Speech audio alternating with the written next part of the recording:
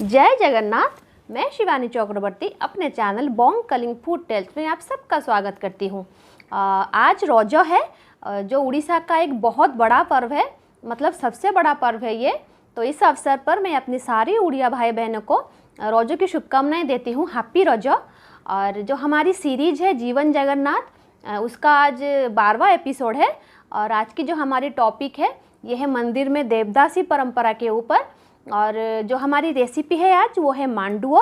जैसा हम हमेशा करते हैं, पहले जो रेसिपी होती है हम उसको बनाते हैं, बाद में हमारे टॉपिक के ऊपर बात करते हैं। तो आज भी वैसा ही करेंगे। तो चलिए पहले बना लेते हैं मांडुओ, उसके बाद आकर हम देवदासी परंपरा के ऊपर बात करेंगे। जय जगन्नाथ। अभी हम अपने किचन में हैं और आज हम बना रहे हैं मांडुओ। ये आटे से बना प्रसाद होता है जो जगन्नाथ जी के मंदिर में लगता है भोग भगवान को। और इसके लिए हमें कुछ ज़्यादा चाहिए होगा नहीं, 2-3 चीज़ें सिर्फ चाहिए। जो मेन चीज़ें हैं वो हैं आटा और गुड़ और कुछ मसाले। और वो मसाले ये हैं इलायची छोटी वाली, और ये है बड़ी इलायची, और ये है सौंफ। इसको हमें दरदरा एक ऐसा पाउडर बना लेना है जो दरदरा हो, ऐसा फाइन पाउडर नहीं बनाना है। और आटा और गुड़ का रेशियो है जितना आटा उतना गुड़ और उतना ही पानी। और थोड़ा सा नमक हमें चाहिए होगा। मैंने पानी पहले से ही गर्म करने के लिए रख दिया है, क्योंकि ये भगवान का निशंकुड़ी प्रसाद है। ये आटे से बनता है इसलिए वो भगवान का निशंकुड़ी प्रसाद है। तो चलिए मांडुओ बनाना शुरू करते हैं। अभी देखिए मैंने एक कटोरी से थोड़ा सा ज़्यादा पानी गरम करने के लिए रख दिया है। और इसमें मैं अभी नमक डाल देती हूँ, जितना नमक चाहिए उतना डाल देती हूँ थोड़ा। और उसके बाद क्या करना है, ये जो गुड़ है गुड़ को हमें डाल देना है इसमें, और उसको पूरी तरह से मिला लेना है इस पानी में। मतलब गुड़ पूरी तरह से मेल्ट होना चाहिए इसमें। उसके बाद हम इसमें आटा डालेंगे। पहले गुड़ को अच्छी तरह से मिल जाने देते हैं। ठीक है, अभी देखिए ये गुड़ जो है अच्छी तरीके से घुल गया है पानी में। अभी मैं जो ये मसाले पीस के रखे थे उसको थोड़ा जितना ज़रूरत हो उतना ही उसमें डालें। मुझे जितना ज़रूरत था मैंने उसमें उतना डाल दिया। अभी क्या करना है, ये जो आटा है इसको डाल देना है इसमें। धीरे धीरे करके आटे को इसमें डाल देना है और मिला लेना है।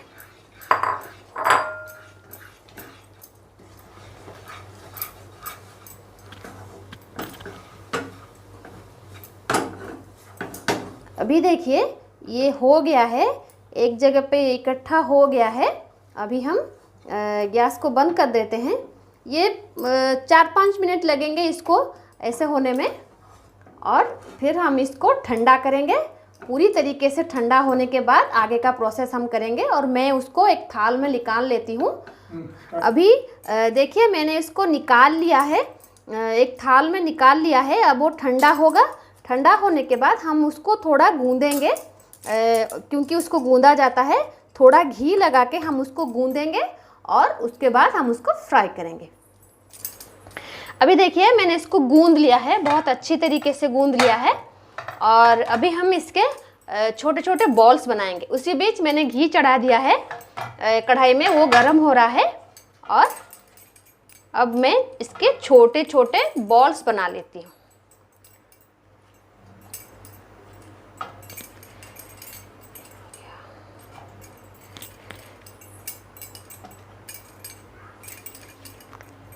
अभी मैंने ये सारे बॉल्स बना लिए हैं, मतलब पेड़े काट लिए हैं उसके। और ये छोटा सा है।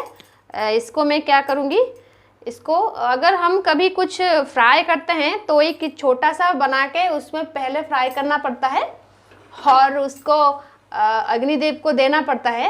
ये एक परंपरा है जो हम निभाते आ रहे हैं हमेशा।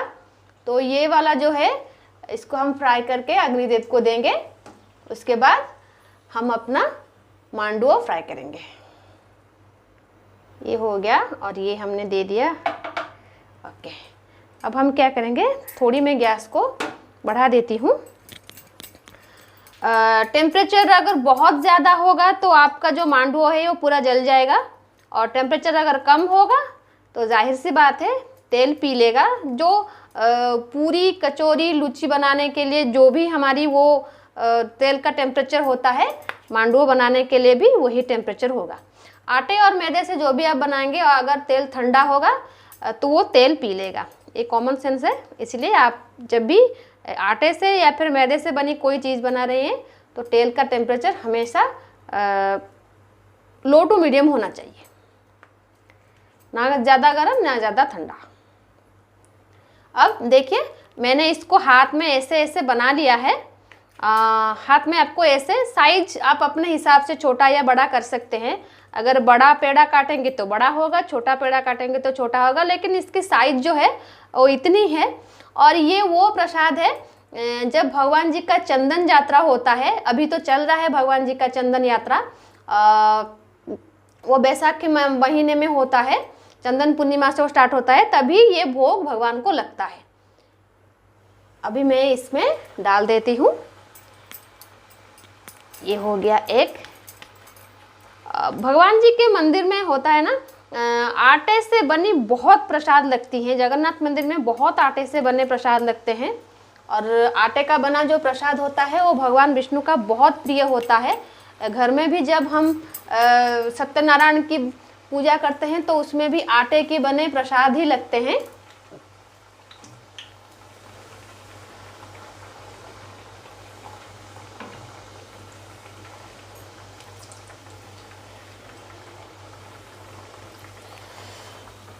ये फ्राई होने में ज़्यादा वक्त नहीं लगेगा क्योंकि हमने इसको पहले से ही पका लिया है, तो ये ज़्यादा वक्त नहीं लगेगा पकने में। हम एक साथ में 3 डालेंगे, एक साथ में हम 3 डालेंगे, और ज़्यादा डालेंगे तो तेल ठंडा हो जाएगा। अगर बहुत ज़्यादा आप डाल देंगे तो तेल ठंडा हो जाएगा और हमारा जो पीठा है वो ठीक से नहीं बनेगा। देखिए ये कैसे फूल रहा है, इसको ऐसे फूलना है। ये देखिए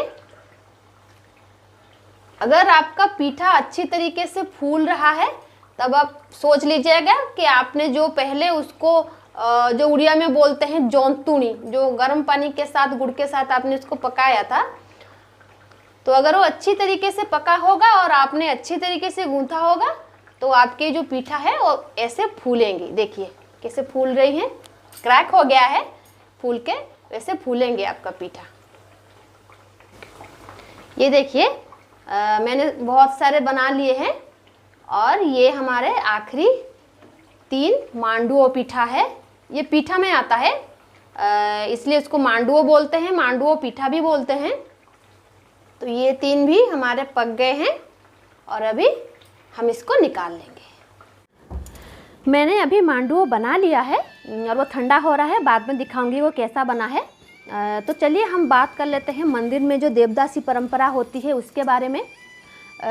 तो एंशिएंट टाइम से, मतलब बहुत पुराने टाइम से, द्वितीय या तृतीय शताब्दी से, तभी से मैं बात कर रही हूँ, हर मंदिर में देवदासी की परंपरा होती थी। चाहे वो मंदिर विष्णु जी को समर्पित हो या फिर महादेव को समर्पित हो। तो महादेव तो नृत्य के भगवान है, मतलब जो नृत्य कला है, शास्त्रीय नृत्य कला, वो तो महादेव को समर्पित है, इसलिए महादेव के मंदिर में भी होता था। और विष्णु जी को समर्पित सारे मंदिरों में होता था। और देवदासी जो दूसरे मंदिरों में होते थे वो सिर्फ भगवान के लिए नृत्य करते थे। देवदासी का जो अर्थ होता है वो होता है देव सेविका या फिर देव नर्तकी। ये सारे जो मतलब अर्थ होते थे वो देवदासी के होते थे, क्योंकि दासी को अभी तो हम गलत अर्थ में लेते हैं, लेकिन दासी का मतलब सेविका ही होता है। तो देवदासी जो होती थी उनके कई प्रकार होते थे। पहले तो उनके बहुत सारे नाम होते थे, बहुत मतलब प्रांत को लेकर उनके नाम होते थे। जैसे साउथ इंडिया में हो गया, उनको बोलते थे वैष्णवी, और महाराष्ट्र में देवदासियों को बोला जाता है मातंगी, और उड़ीसा में बोलते हैं महारी। और जो महाराष्ट्र में जो देवदासी होती हैं उनका नाम होता है, उनको भगवान के जो देवी होती हैं उनके नाम से उनको नाम दिया जाता है। ये एक अलग परंपरा है। और जो देवदासी होती हैं मंदिर में, मैं जगन्नाथ मंदिर की बात नहीं कर रही हूँ, मैं दूसरे मंदिर की बात कर रही हूँ। वहाँ पर देवदासियों को 7 भागों में बांटा गया है। दत्ता, ऋता, विक्रेता, भृत्या, भक्ता, और वो है कि गोपिका और अलंकारी। दत्ता किसे कहते हैं? अगर कोई इंसान स्व इच्छा से अपनी पुत्री को दान करता है देवदासी बनने के लिए तो वो होता है दत्ता। और हृता वो होते हैं अगर किसी को आप अपहरण करके उसको ले आए और उसको मंदिर में दे दिया कि आज से ये देवदासी हुई, क्योंकि बहुत लोग का मतलब मन्नत होता है देवदासी दान करना, ऐसा मैंने सुना है, तो अपहरण करके ले आते थे, तो वो होता है हृता। और एक होता है विक्रेता। अगर कोई मंदिर को बेच दे, मंदिर को मतलब किसी पंडित को बेच दे, कोई किसी को अपनी घर की लड़की हो या फिर कहीं से लाके बेच दे, वो जो देवदासी बनती थी उसको बोलती थी विक्रेता। और भक्ता वो होती थी जो अपने भगवान के लिए वो खुद को समर्पित करती थी कि हाँ मैं खुद देवदासी बनना चाहती हूँ, भगवान की सेवा करना चाहती हूँ, वो होती थी भक्ता। और भृत्या वो होती थी जो इच्छा से नहीं, मतलब जैसे एक वॉलंटियर की तरह होती थी, हाँ हमें देवदासी बनना है, वो इसी तरीके का। और एक होता था अलंकारी देवदासी। अलंकारी देवदासी उसको कहते थे कभी किसी कोई जमींदार या राजा का कोई मतलब एक अनुष्ठान कराना हो मंदिर में, तो मंदिर को बहुत सारे अलंकार के साथ साथ एक लड़की का भी दान किया जाता था, जो अलंकारी होती थी, दूसरे स्वर्ण आभूषण के साथ ये भी एक अलंकार होती थी और मंदिर में सेवा करती थी, इसको भी अलंकार दासी बोलते थे, देवदासी।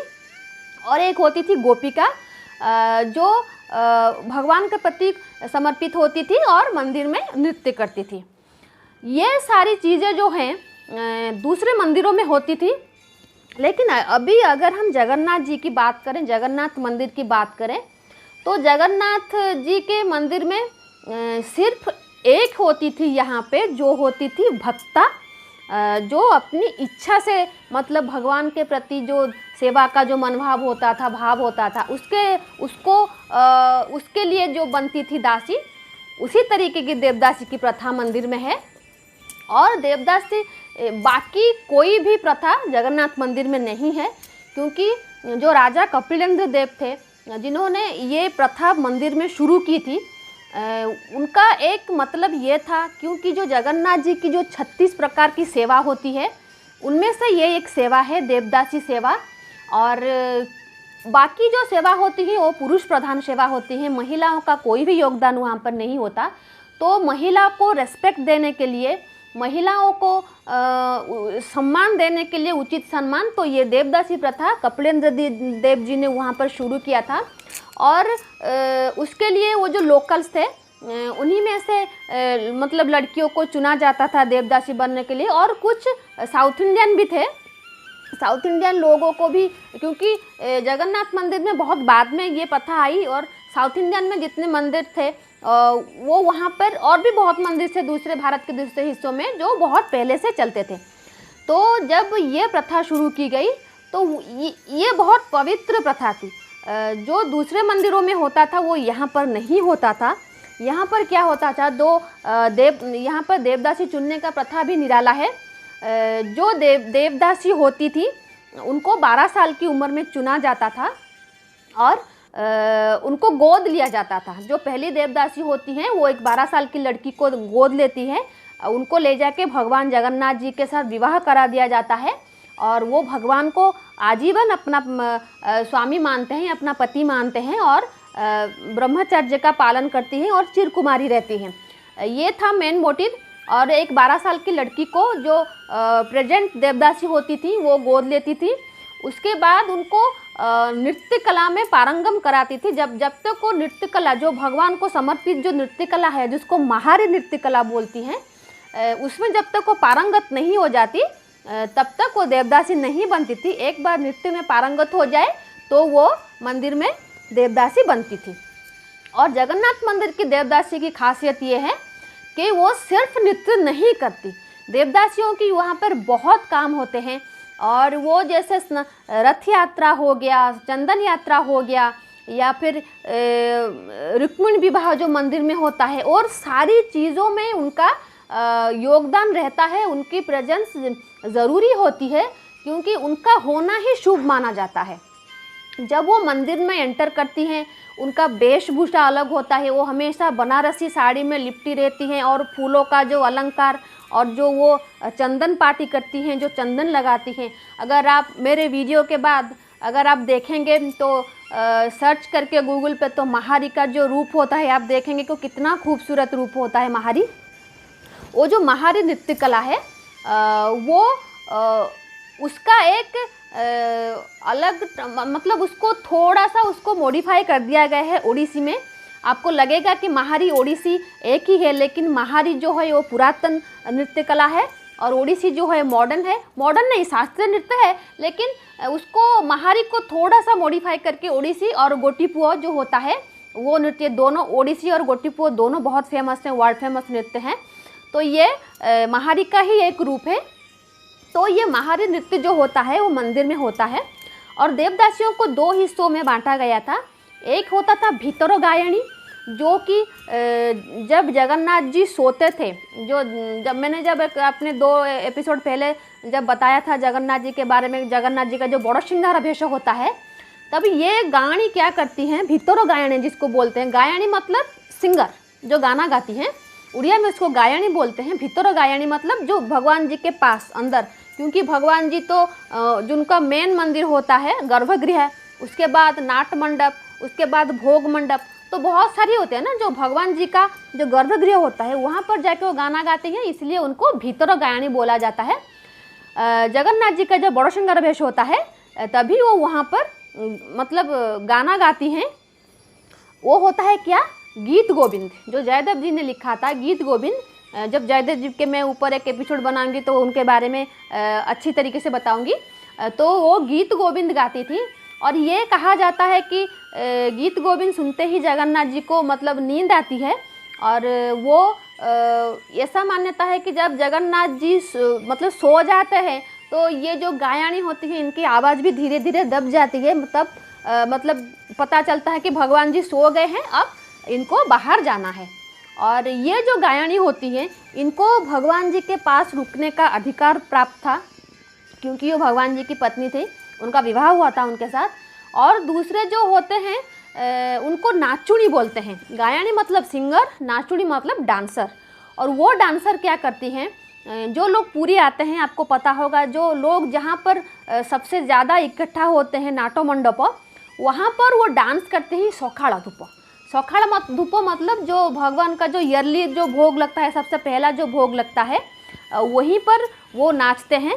और उसका टाइम पीरियड भी, वो जितना समय पूजा होता है उतना समय ही उनको नाचना पड़ता है।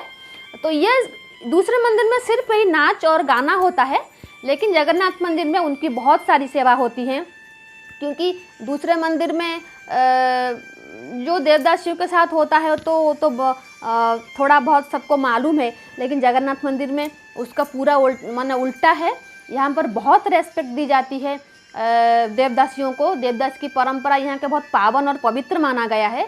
और जब नवकलेबर होता है, मैंने नवकलेबर की एपिसोड में बताया था, जब नवकलेबर होता है तो जो देवदासी होती हैं, जब जगन्नाथ जी का दारू एंटर करता है मतलब मंदिर के अंदर, तो वो जो भोकाल म्यूजिक होता है ना, हुड़हुड़ी जिसको बोलते हैं, तो जो देवदासी होती है वो वही हुड़हुड़ी फैलाकर भगवान जी की आरती करके उनको उस दारू को मंदिर के अंदर एंटर कराती हैं। खैर इस बार तो जब हमारा नवकलेबर हुआ था उसके ठीक 2 महीने पहले जो हमारी आखिरी देवदासी थी शशिमणि देवी, उनका निधन हो गया था, और उनके साथ ही ये जो प्रथा है ये ख़त्म हो गया है, क्योंकि वो मतलब एक कस्टम था, जो देवदासी होती हैं वो किसी को गोद लेती हैं, उनके जाने के बाद ये देवदासी बनती है, लेकिन उन्होंने किसी को गोद नहीं लिया था। इसीलिए ये जो हमारे तकरीबन 1000 साल की जो परंपरा थी वो टूट गई है। अब मंदिर में कोई भी मतलब यहाँ पर नहीं है देवदासी। और जैसा मैंने कहा था उनकी बहुत सारी काम होती हैं, और जब रथ यात्रा होती है, जगन्नाथ मंदिर से गुंडीचा मंदिर आती हैं, फिर बाहुड़ा में गुंडीचा मंदिर से जगन्नाथ मंदिर पे जाती हैं, तो वो पट जो कहते हैं, दरवाज़ा को पट कहते हैं, वो जो पट बंद करने का जो अधिकार था ये देवदासियों का था। देवदासी ही गुंडीचा मंदिर का पट बंद करती थी। और बाकी बहुत सारे रिचुअल्स होते हैं जो मुझे मालूम नहीं है, जो देवदासियाँ करती हैं, तो वो कुछ गुप्त होते हैं। और जो मेन मोटिव था देवदासी परंपरा का जगन्नाथ मंदिर में, जैसे मैंने कहा दूसरे मंदिर में क्या होता है, उनको सेक्सुअली एक्सप्लॉइट किया जाता है। राजा होते हैं और जो पंडित होते हैं, जो पुजारी होते हैं, वो उनके साथ बहुत बुरा व्यवहार करते हैं। साउथ इंडियन में बहुत सारे मंदिर में वहाँ पर देवदासी परंपरा अभी भी प्रचलित है, लेकिन वो भाव वहाँ पे उस मंदिर में वहाँ पर वो भाव नहीं है जो जगन्नाथ मंदिर में है। और क्योंकि अगर आप रथ यात्रा देखे होंगे टीवी में, तो रथ के सामने बहुत सारे लोगों को देखा होगा नाचते हुए, गोटीपुओ, ओडिसी, माहारी, और यही सारी चीज़ें हैं जो मैं बताना चाहती थी। और मुझे जितना मालूम था आज मैंने आप सबको बताया। और आई होप आपको ये सारी चीज़ें अच्छी लगी होंगी। बहुत सारे लोगों को तो ये मालूम होगी, और जिन लोगों को मालूम नहीं है ये उनके लिए ये वीडियो है। और अगर आपको ये मेरा आज का वीडियो अच्छा लगा तो प्लीज़ मेरे वीडियो को लाइक कीजिए, सब्सक्राइब कीजिए मेरे चैनल को, और बेल आइकन को दबाइए, ताकि जो मैं नेक्स्ट वीडियो डाल सकूं उसका नोटिफिकेशन आपको मिल सके। तो आज के लिए रहते हैं इतना ही, और चल के देख लेते हैं हमारा मांडुओं का क्या हाल है। मैंने तो बना लिया था और ठंडा भी हो गया होगा, तो मैं आपको दिखाती हूँ कैसे बनता है। तो आज के लिए रहते हैं, जय जगन्नाथ। ये देखिए हमारा मांडुओ बन के तैयार है। आपको ये मठरी की तरह लग रहा होगा, लेकिन ये मठरी है नहीं। मठरी थोड़ा हार्ड होता है, ये थोड़ा सॉफ्ट है, और ये भगवान जी को बहुत पसंद है। हम लोग भगवान जी को कहते हैं यहाँ पर खाऊ ठाकुर, मतलब जो बहुत खाना खाते हैं और बहुत वैरायटी के खाना खाते हैं। तो ये उनके पीठा में से एक है। अगर आज की हमारी ये रेसिपी आपको अच्छी लगी होगी तो प्लीज़ हमारे चैनल को लाइक और सब्सक्राइब कीजिए, और बेल आइकन को दबाइए, ताकि हमारा जो नेक्स्ट वीडियो आए आपको उसका नोटिफिकेशन मिल सके। तो आज के लिए रहते हैं, हमारा ये वीडियो देखने के लिए आपका बहुत बहुत धन्यवाद। जय जगन्नाथ।